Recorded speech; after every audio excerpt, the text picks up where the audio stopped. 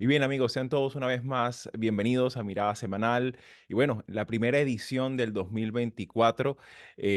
Comenzamos pues nuestro recorrido con muchas noticias, muchos acontecimientos que han pasado en estos pocos días de enero, que arranca con muchísima fuerza. Y claro, antes de entrar, digamos, a los temas de mayor incidencia, de mayor actualidad política, económica y social de nuestra región, decidimos hacer un repaso, una revisión, una suerte de evaluación, balance del primer año de gestión de Lula da Silva. Hace poco se conmemora pues un año de aquellos acontecimientos que ocurrieron empezandito el gobierno, que bueno, ciertamente pues conmovieron la escena política tanto a nivel político en Brasil, pero también de seguridad pública, pero también representaba una gran incertidumbre. ¿Cómo iba a actuar este nuevo mandato de Lula en aquella turbulencia que no tan solo estaba dentro de las instituciones, sino también fuera? Y también considerando pues que todos los ojos de la política latinoamericana estaban puestos sobre Brasil? ¿Cómo podría ser ese desempeño político en la práctica? Y en ese sentido y con esa perspectiva de fondo, Manolo, me gustaría un poco tu apreciación. ¿Cómo miras este balance, sobre todo poniéndole la lupa en el énfasis político de Lula, no tanto como ya candidato, como referente de la política latinoamericana, sino ya con las mangas subidas, ¿no? Y entrando en la candente dinámica política brasilera? Bueno, la primera cuestión es que la polarización, nuestra famosa y bien traída polarización, sigue presente, ¿no? Bien es cierto que Brasil ha tenido un año económicamente hablando bastante favorable, ¿no? Además, el Congreso aprobó un proyecto de reforma fiscal importante que había estado bastante tiempo demorado, ¿no? Y los agitadores que en su momento quisieron derrocar a Lula, pues están en la cárcel, es decir, de alguna manera el Estado de Derecho ha prosperado y a Jair Bolsonaro, como bien sabemos, le ha sido prohibido postularse a un cargo público hasta 2030, ¿no? Claro, esto no significa que todo haya sido un paraíso para el gobierno de Lula. Recordemos que Lula, como ya le ocurrió en sus 8 años anteriores como presidente, gobierna en minoría y eso le ha llevado a perder una serie de votaciones en el Congreso que incluso han sido reveses duros porque han anulado vetos que él había, con el que él había bloqueado alguna legislación que no le interesaba, ¿no? Entonces, esto es muy clásico en un presidencialismo parlamentarizado como es el que sabemos que vive Brasil y que, ya digo, se alimenta de esta polarización política que trasciende pues, a la élite política y que llega más allá de la economía a los votantes, a los seguidores de Lula y Bolsonaro, ¿no? Que tienen puntos de vista muy distintos sobre las identidades, sobre los valores, sobre el mundo, ¿no? Y que posiblemente a veces esto es más importante que los precios de la vida corriente, ¿no? Los precios de la comida, de los alimentos o incluso de las tasas de interés, ¿no? O sea que, ya digo, mi opinión es que sería una evaluación con claroscuros, con elementos positivos. La normalización de la vida política es uno de ellos. Como he dicho, esta aprobación de la reforma fiscal también me parece muy importante, pero el enemigo sigue ahí, ¿no? Y el problema de la confrontación sigue ahí presente y que, bueno, de alguna manera también influirá, yo creo, en este ambiente lo que pase en la vecina Argentina, ¿no? Claro. Sabemos que precisamente Milei no va a ser un aliado cómodo, un aliado favorable para el gobierno de Lula. La economía en Brasil se pronostica que crecerá en torno al 3% y la inflación hoy por hoy parece controlada en aproximadamente algo menos del 5% anual. Y también la tasa del desempleo en términos del empleo, claro, formal, cayó al 7,5%, que es un punto porcentual por debajo del día en que Bolsonaro dejó la presidencia. O sea que estas son, ya digo, noticias que podemos poner en el haber, pero ya digo, en el debe está la propia confrontación, esta confrontación identitaria, afectiva que divide a Brasil. Claro, y sin lugar a dudas también es muy importante destacar, y en ese sentido me gustaría también tu valoración, Marisabel, porque claro, ciertamente hay un desempeño político que habla de una forma de hacer política en la que a veces no es tan agradable para los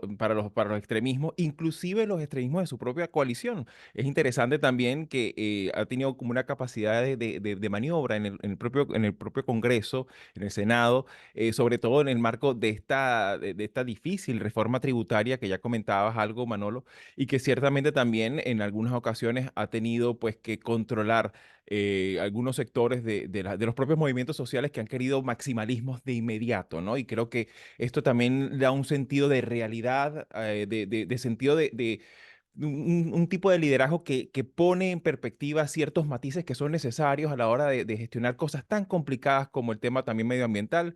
Ciertamente, pues si bien ha habido mejoras en este aspecto, pues todo lo que tiene que ver, incluso la cantidad de incendios forestales en Brasil en el año 2023 no se redujo y esto por supuesto pues ya, implica mayores esfuerzos en esta materia, porque estamos hablando de una selva tropical inmensa y que ciertamente requiere coordinación con muchos otros actores, ¿no? En ese sentido, pues por supuesto, también comentabas el tema de la economía, que hubo un crecimiento moderado, ciertamente, pero hubo un crecimiento que de alguna manera pues da cuenta de manejar esos equilibrios también, de mantener cierta cercanía al sector empresarial, cierta proximidad también al inversionismo, a la inversión extranjera y también ese perfil internacional que ha querido dar Lula, que quizás de alguna manera eso ha sido quizás uno de los elementos de mayor crítica, ¿no? Lula particularmente el año pasado ha sido, su agenda internacional ha sido una de las más intensas, pero me gustaría un poco también tu valoración, Marisabel, considerando también todos estos factores internos cómo ves a este Lula esta nueva gestión de Lula en su primer año. Bueno, yo creo que es importante volver a lo que hemos conversado sobre el retorno de la marea rosa y, y cómo nosotros discutíamos que en esta oportunidad el contexto tenía eh, una realidad muy diferente, ¿no? Y que tanto Lula como los otros, un Petro, iban a tener que funcionar en un ambiente donde el legislativo no lo controlan, donde hay distintas fuerzas que se unen frente a un peligro mayor que en el caso de Brasil es justamente el legado de Bolsonaro, de prácticas antidemocráticas y aislacionistas que vimos que Lula desde un principio se mostró eh, eh, comprometido con no solamente volver al escenario internacional como un líder, ¿no? De la región, sino también rescatar el nombre de Brasil como un actor global importante, ¿no? Ese artículo que publicó Lula con motivo del primer aniversario no solamente de su gestión, sino del ataque que sufrió la democracia brasilera. A mí me sonó un poco así, un tono de sermón, pero en realidad eso retrata los desafíos de un político que tuvo un pasado donde el apoyo fue mucho más sólido y que ahora tiene que presentarse, es decir, en un contexto de política más pragmática. Como lo decía Charlie, sus logros han sido importantes, sobre todo en la recuperación de la imagen de la democracia brasilera, eso es innegable, pero también falta en su agenda por profundizar en estos aspectos ambientales. Eh, Creo que es importante reconocer que ha habido una recuperación económica, significativa. Tanto la inflación como el desempleo, esos indicadores en Brasil lucen muy bien comparado con el resto de la región. Pero hay dudas, por ejemplo, ese compromiso para terminar de resolver el tema del intercambio comercial entre Mercosur y la Unión Europea es una tarea pendiente. Pero volviendo al tema ambientalista, tenemos a un Lula que está comprometido con esa parte de su agenda, pero también con la extracción de hidrocarburos. Entonces, allí hay una contradicción para muchos de aquellos que lo apoyan. Entonces, esa es una realidad que estamos viendo no solamente en Brasil, lo estamos viendo bueno, quizás con algunas excepciones, pero aquí en Estados Unidos también lo estamos viendo.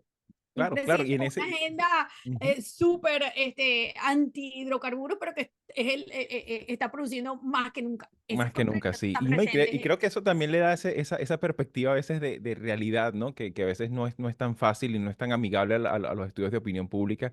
Sin embargo, yo creo que en ese sentido, pues de alguna manera, como bien señala Manolo, pues se ha rescatado un poco, pues el sentido de que regresa a la política, ¿no? En su más amplia acepción, en el plano más institucional, y eso de alguna manera es una buena noticia para un país tan importante como lo es Brasil.